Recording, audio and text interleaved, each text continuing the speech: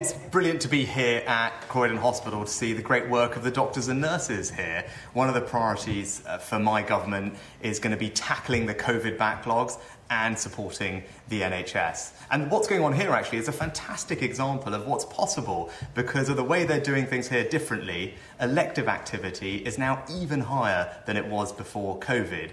And look, we face lots of challenges as a country, but I am confident that we can fix the economy and deliver on the promise of the 2019 manifesto, including having a stronger NHS. And while I'm here, it's important for me to say to anyone who's eligible, please remember to go and get your COVID and flu jabs.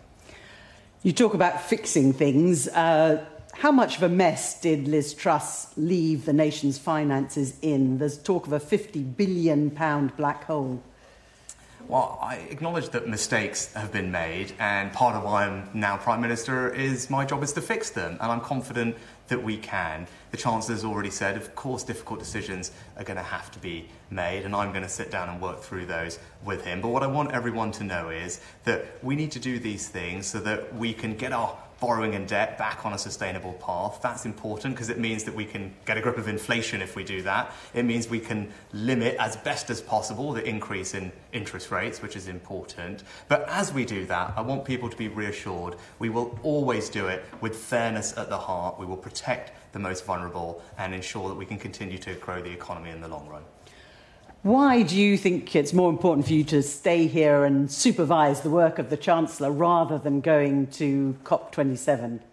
Well, look, I'm really proud, as everyone should be, about our record on tackling climate change, and particularly with regard to COP. I think everyone will remember that last year we hosted one of the most significant COPs in recent time, and that was important because what we did there was set the targets and the roadmap for the world to follow if we're going to meet our climate ambitions. And I think actually everyone should also be really proud of how we're doing. We're one of the countries that has decarbonised the fastest. We now get over half our energy from zero carbon sources. We passed a landmark law to protect the environment, and under my government we're going to continue to deliver on all of those things. Labour say it's a massive failure of leadership.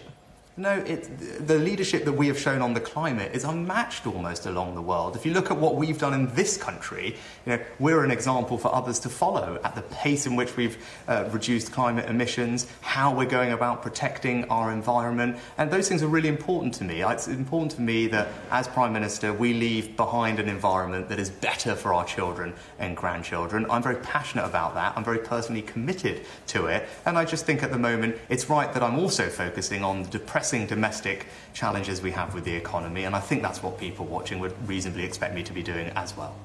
Did officials warn you not to reappoint Suella Braverman? I think that the Home Secretary has acknowledged the mistake. She's recognised she made a mistake. She's taken accountability for that, and that's the right thing. Now, as I said in Parliament earlier this week, she raised this topic with me when I discussed reappointing her as Home Secretary, and I'm confident that she's learned from her mistake. You don't have any regrets?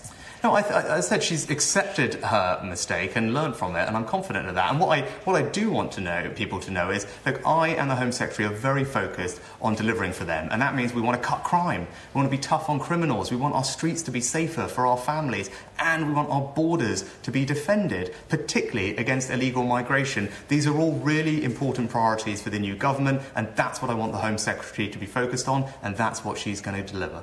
Briefly, we've had 5 Prime Ministers in the last 6 years.